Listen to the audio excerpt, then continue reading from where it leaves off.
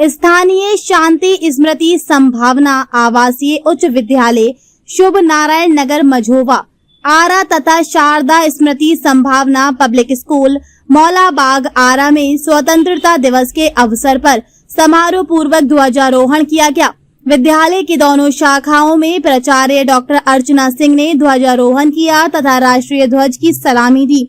इस अवसर पर छात्र छात्राओं, शिक्षकों तथा अभिभावकों को संबोधित करते हुए प्राचार्य डॉक्टर अर्चना सिंह ने कहा कि आज हम सभी देश की स्वतंत्रता का जश्न मना रहे हैं, लेकिन यह हमें अनेकों बलिदान, अपमान, त्याग एवं सदियों प्रयास के बाद मिली है। ईस्ट इंडिया कंपनी की स्थापना अंग्रेजों की फूट डालो राज करो की नीति द्वारा 1857 के प्रथम स्वतंत्रता को विफल करने का वर्णन किया। उन्होंने देश को आजाद कराने में महात्मा गांधी के अहिंसात्मक आंदोलन के साथ साथ गरम दल के युवा क्रांतिकारी भगत सिंह, चंद्रशेखर आजाद, राजगुरु व राम प्रसाद बिस्मिल की भूमिका को भी आजादी का देन बताया। भारत एक भूखंड का टुकड़ा नहीं बल्कि जीता जागता राष्ट्र है। उन्होंने शिक्षा नीति, महिला सुरक्षा, रोजगार, भय रहित समाज आदि पर बल दिया। मुख्य अतिथि के रूप में उपस्थित पूर्व प्राचार्य महाराजा कॉलेज डॉक्टर गांधी जी राय ने स्वतंत्रता की बधाई देते हुए बच्चों को पूरे स्वतंत्रता आंदोलन से लेकर पूर्व प्रधानमंत्री के कार्यकाल में हुए वैश्विक समझौते तक का जिक्र किया। अतिथि के रूप में उपस्थित भाई ब्रह्मेश्वर ने सभी को स्वतंत्रता दिवस की बधाई देते हुए संस्कार और संस्कृति को बचाने के ऊपर बल दिया। समारोह की अध्यक्षता करते हुए विद्यालय के प्रबंध निदेशक डॉक्टर कुमार द्विजेंद्र ने कहा कि आज का दिन शहीदों को नमन करने का दिन है। आज देश के लिए उनके द्वारा किए गए कार्यों को याद करने का दिन है। उन्होंने छात्र छात्राओं से कहा कि आप वैसे नागरिक बने जो देश के विकास के काम आ सकें। इस अवसर पर विद्यालय के एनसीसी कैडेट ने आकर्षक परेड प्रस्तुत किया। साथ ही विद्यालय के छात्र छात्राओं द्वारा राष्ट्रगान, समूह देशभक्ति गीत और नृत्य तथा हिंदी, अंग्रेजी और संस्कृत में सारगर्मित भाषण भी प्रस्तुत किया गया। मुख्य आकर्षण छात्र छात्राओं द्वारा प्रस्तुत भगत सिंह के जीवन पर आधारित नृत्य नाटिका रही। इस नृत्य नाटिका को प्रस्तुत कर छात्र छात्राओं ने दर्शक दीर्घा में बैठे सभी लोगों को भाव विभोर कर दिया।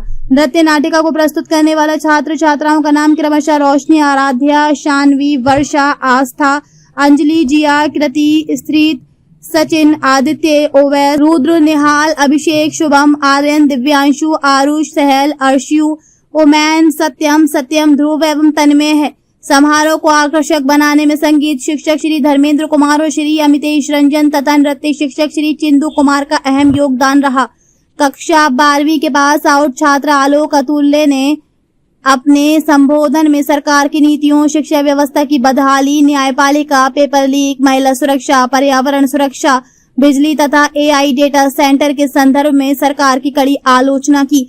मंच संचालन वरीय शिक्षक श्री अरविंद ओझा ने किया। धन्यवाद ज्ञापन मुख्य शाखा में उप प्राचार्य श्री ऋषिकेश ओझा तथा शिशु शाखा में प्रभारी श्री दीपेश कुमार ने किया। मंच परिकल्पना तथा रूप सज्जा कला शिक्षक श्री संजीव सिन्हा तथा श्री विष्णु शंकर द्वारा किया गया। अतिथि के तौर पर राम कुमार सिंह, अवधेश पांडे, अखिलेश्वर प्रसाद, मोहम्मद सैफ आदि उपस्थित रहे। कार्यक्रम का समापन राष्ट्रीय गीत वंदे मातरम के साथ किया गया। उप प्राचार्य श्री ऋषिकेश ओझा। चौथे से छठे नंबर पे आ गई है और जीडीपी की बात तो सब करता है, लेकिन जीडीपी पर कैपिटा यानी एक नागरिक पर कितनी जीडीपी है, उस रैंकिंग में हम 195 में 68 नंबर।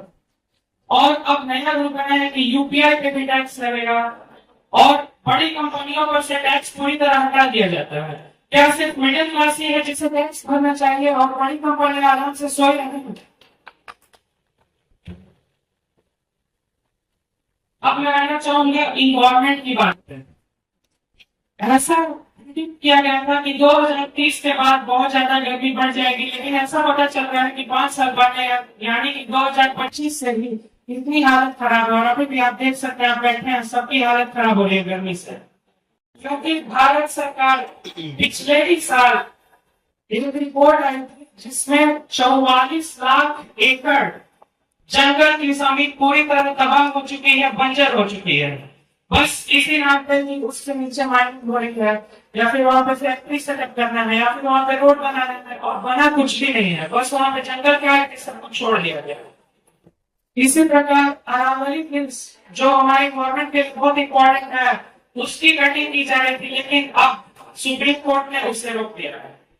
और बहुत रिसेंट खबर, आसाम में काजीरंगा नेशनल पार्क जो वन हॉर्न राइनो का सबसे बड़ा हैबिटेट है, दुनिया में 70% वन हॉर्न राइनो वहीं पे रहते हैं, उसका इकोलॉजिकल जोन 10 किलोमीटर से घटा के 1 किलोमीटर किया जा रहा है, इसी नाम पे कि वहां पे नए होटल्स बनेंगे।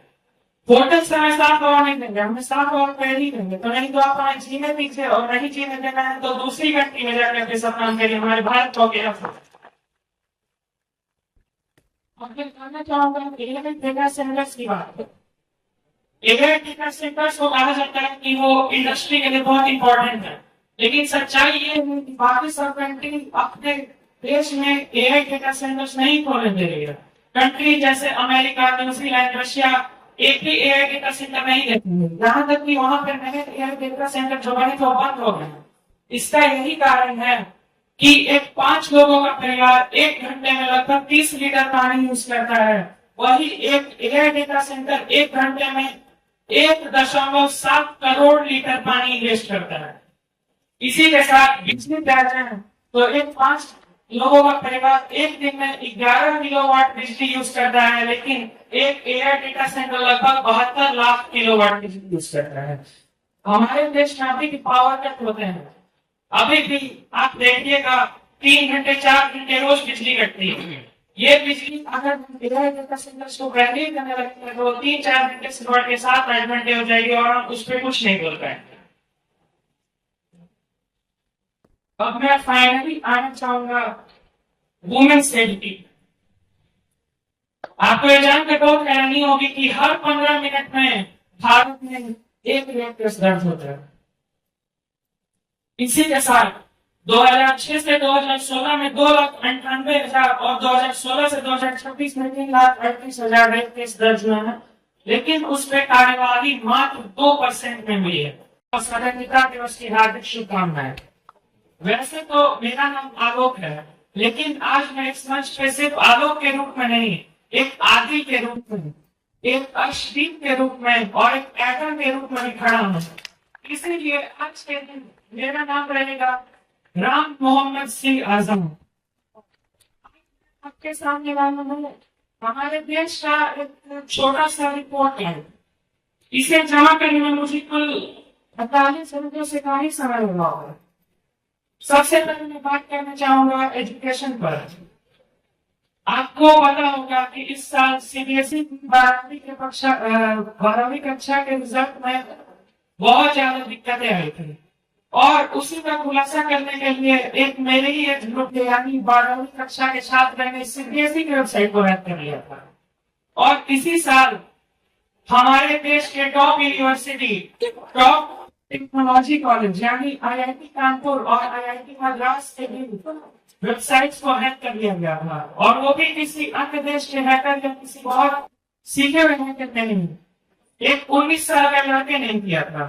क्या यही है हमारे देश की शक्ति और यही हमारे देश का एजुकेशन कि आज 80 साल पूरे हो गए देश को, लेकिन आज भी हमारे देश के टॉप यूनिवर्सिटी के वेबसाइट इतनी आसानी से हमारे देश के बच्चे हैक कर लेते हैं। आगे बढ़ना चाहूंगा हमारे सरकारी स्कूलों के हालत के बारे में। हमारे सरकारी स्कूलों की हालत बहुत खराब चल रही है, और अब बहुत जगह आंदोलन भी हो रहे हैं, जो बहुत अच्छी बात है, जिसकी बहुत ज्यादा जरूरत थी कई सालों से। अब मैं बात करना चाहूंगा करप्शन के। करप्शन पे बात करने से पहले ये बोलना चाहूंगा कि अपने बिहार के बारे में भी थोड़ी बात करना है। बिहार की बहुत ही मीठी बोली है भोजपुरी, और भोजपुरी में मैं कहना चाहूंगा कि संभावना में तो ईमानदारी चला तो बाबू ना तो हमो घरे जाके सुनी बाबू, लेकिन यहाँ पे बहुत जल्दी लोग ईमानदारी निभाते हैं। यहाँ पे हो रहा है इसरो की टेक्नोलॉजी से रोड बनते हैं, और उसके बाद उसी रोड में 4-25 प्रकार गड्ढे हैं, उसी प्रकार बड़े बड़े गड्ढे पाए जाते हैं। इसी तरह हमारे भारत का जो प्रेस फ्रीडम है 180 देशों में 157 नंबर पर आता है, जबकि भारत की आबादी नंबर 1 पर है और भारत का लैंड एरिया नंबर 7 पर। इसी के साथ सरकार ने इथेनॉल पॉलिसी लाया, जहां पे पेट्रोल का दाम तो बढ़ा, क्योंकि हॉर्मोस स्टेट में क्रूड बंद कर दिया गया था।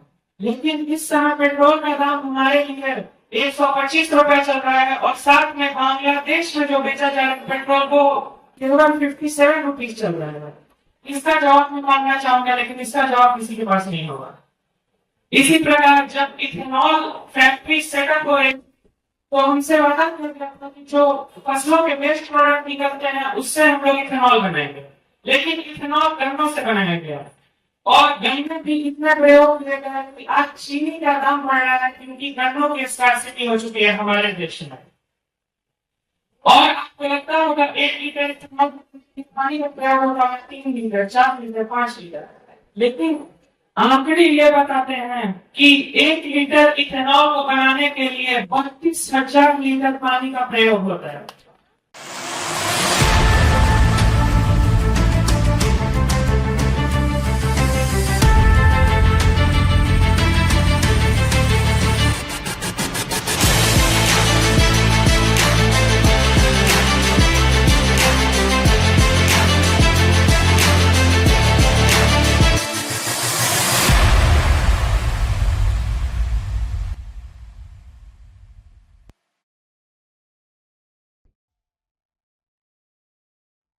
संभावना सबके लिए समान भावना से प्रेरित संभावना आवासीय उच्च विद्यालय अपने सभी अभिभावकों का, शुभचिंतकों का स्वागत करता है।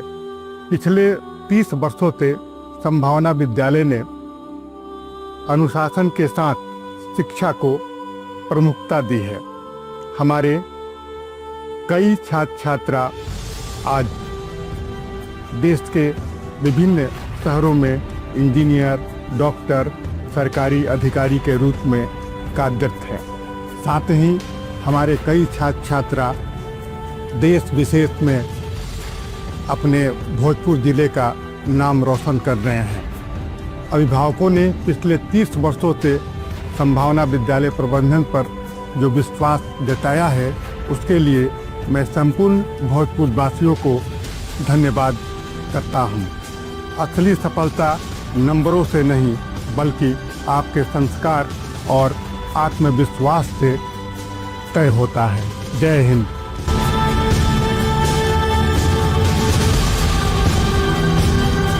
नए साल 2026 में अपने खुद के घर की शुरुआत कीजिए। IOB गैलेक्सी फेज 2 एक भरोसेमंद रेसिडेंशियल प्रोजेक्ट आशीर्वाद एनजीकॉन ग्रुप द्वारा, एक रेरा अप्रूव्ड प्रोजेक्ट जहां फेज 1 में 550 से ज्यादा घर सफलतापूर्वक डिलीवर किए जा चुके हैं। लोकेशन बिहटा एयरपोर्ट और एम्स के बिल्कुल पास। घर की शुरुआत सिर्फ 5,500 रुपए प्रति स्क्वायर फुट से। सीमित यूनिट्स उपलब्ध हैं और इस कीमत पर ज्यादा समय तक नहीं रहेंगी। अपने परिवार के भविष्य के लिए आज ही साइट विजिट बुक करें। अभी कॉल कीजिए। सभी छात्र छात्राओं, शिक्षकों, अभिभावकों और संपूर्ण भोजपुर वासियों को 80वें स्वतंत्रता दिवस की बहुत बहुत शुभकामनाएं और बधाई। इस अवसर पर मैं यही कहना चाहूँगा कि हम 15 अगस्त को स्वतंत्र हुए थे, स्वच्छंद नहीं। स्वतंत्रता हमारा अधिकार है, लेकिन देश के लिए स्वतंत्रता अधिकार नहीं है। हमें अपने कर्तव्यों का निर्वहन करना है और देश के विकास में योगदान देना है। जय हिंद। सभी बच्चों, अभिभावकों और नगरवासियों को स्वतंत्रता दिवस की बहुत बहुत शुभकामनाएं और बधाई। सभी जानते हैं कि हमने आजादी कितनी कुर्बानियों के बाद पाई है। आज देश को जरूरत है अपने कर्तव्यों से इसे सशक्त और मजबूत बनाने की।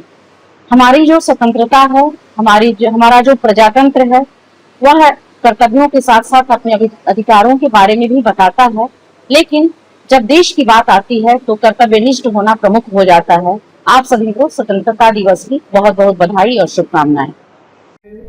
15 अगस्त के शुभ अवसर पे तमाम भोजपुरवासी, हमारे देशवासी को हार्दिक शुभकामनाएं। Thank you.